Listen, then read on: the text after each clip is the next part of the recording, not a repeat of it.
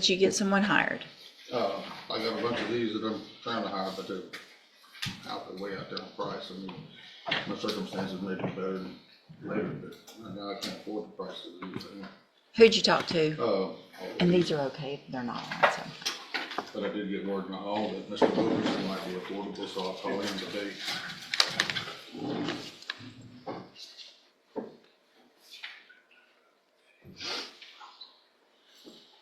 All right, pause right here. This is a huge moment. The judge isn't just listening, she's evaluating effort. Notice how she pushes back on the self-employed, no work argument? In court, saying work is slow isn't enough. Judges want to see adaptability. Job searches, side work, anything that shows you're trying. Let me ask you this.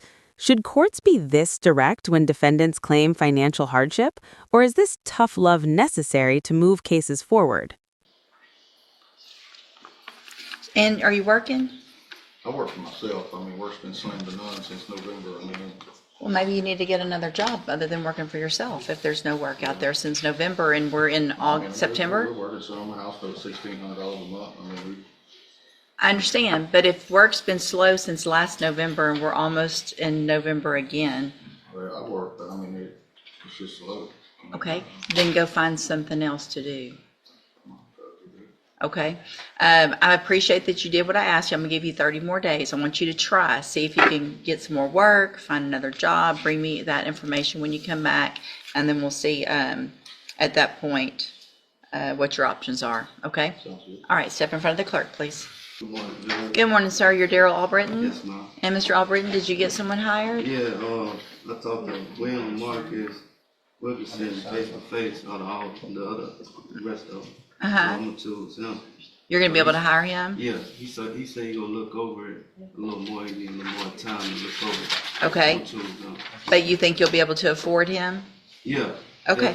Yeah, my budget. Yeah. Okay, so I'm gonna give you one more reset to get Mr. Wilkerson hired. Yes, ma'am. Once you get that done, bring the reset notice that you get to him. He'll tell you what to do. If for some reason that's not gonna work out with Mr. Wilkerson, then make sure you talk to at least 3 other attorneys. You can tell they all have different charges and payment plans and things like that. Bring me those names and then we'll discuss your options, okay? All right, if you step in front of the clerk, please. Edward Frank, good morning. Are you Edward Frank? And Mr. Frank, were you able to get someone hired? This right here is the system's safety net kicking in. When the court orders financial paperwork, it's not a favor, it's a legal gateway. If someone truly can't afford private counsel, the Constitution steps in. But here's the catch. One wrong answer, one blank section, and that opportunity can disappear fast. Question for you. Do you think court-appointed lawyers get a bad reputation unfairly, or does the system set them up to fail? I talked to Mr. Macon and Langston Adams and Mr. Macon on 6,500. I forgot Mr. Adams. I think he said give him 3,000. And then I talked to family, something like that. Mm-hmm. Yeah, I talked to him, but I'm trying to see how they go for it. Are you working, Mr. Frank? Yes, ma'am. I'm Vector, and I'm waiting on Vector to call me back now. I'm working Vector and McDermott. Okay. So are you laid off right now or you're working? Later on. You are laid off right now? Okay. So what I'm going to do, Mr. Frank, is have you fill out some paperwork this morning to see if you qualify for a court-appointed lawyer. You need to make sure you fill it out accurately and completely. Don't just leave it all blank. Fill it out, and then I'll take a look at it in a few minutes. If you step in front of the clerk, she'll give you that information. You need these cards that I... No, sir. Thank you for bringing them, though. Thank you. And are you Tiffany Elair? Yes, ma'am. And Ms. Elair, this is your initial appearance in cause number 25, DCCR 1002.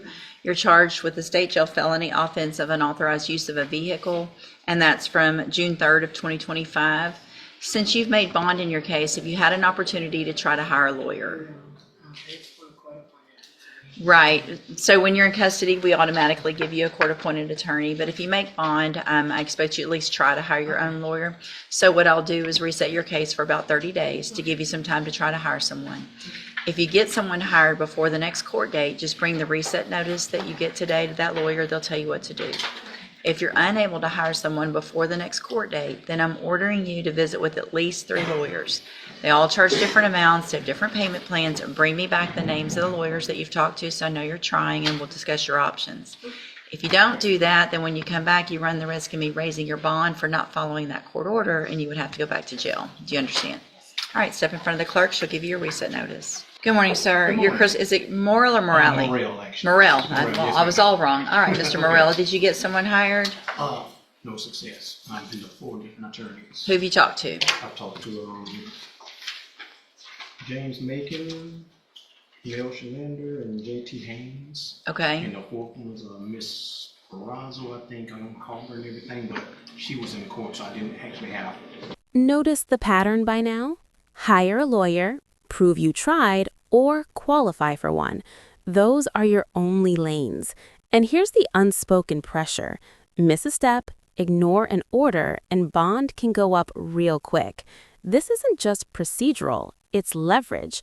Courts use deadlines to separate people who are stuck from people who are stalling. Be honest, if you were in this courtroom, would you know exactly what to do next? Gotcha. Contact her. Okay. Yes. And so are you working? I'm working, yes, ma'am. Where you work? Monroe's Cleaners. Okay. And so as far as being able to afford or saving up, are you trying to work towards that? I'm working for it, but no success because I have an excessive amount of bills to pay, and I can't split the difference.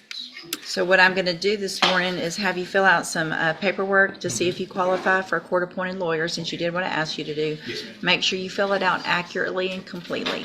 You're going to swear under oath that it's all true and correct, and then I'll take a look at it. Yes, ma'am. If you step in front of the clerk, she'll give you that paperwork. Thank you. Yes, sir. Good morning. You're Michaela Mercantile? And Ms. Mercantile, were you able to get someone hired? No, because I also couldn't find a job. I put in like 20-something applications. I went to a few job interviews. Okay. I have another job interview today when I leave here. Okay. So what I'm going to do this morning, thank you for at least trying to do what I've asked you to do. I'm going to have you fill out some paperwork to see if you qualify for a court-appointed lawyer. You need to fill it out accurately and completely because you're going to swear under oath that it's all true and correct, okay? If you'll step in front of the clerk, she'll give you that information. Good morning. You're Veronica Randall? Yes, Your Honor. And Ms. Randall, were you able to get an attorney hired? I'm just, they're kind of real expensive. I'm sorry? They're kind of real expensive, but I talked to Sylvia, Brian, and Ryan, and I was working with them and see if I can come up with some of the money. Mm-hmm. And, when I get my check and stuff, and so looking also. Okay. And are you working? No, I get disability. You do? So how much do you get a month? I get like $9.50. All right, so you do qualify for a court-appointed lawyer. Do you want to take advantage of that, or do you want some time to try to hire your own? Can I take advantage of that?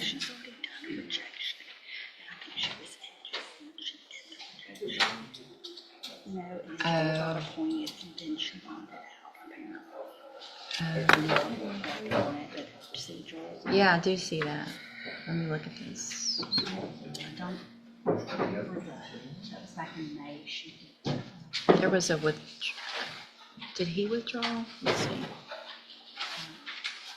Oh, that was just the, okay. So let's do this.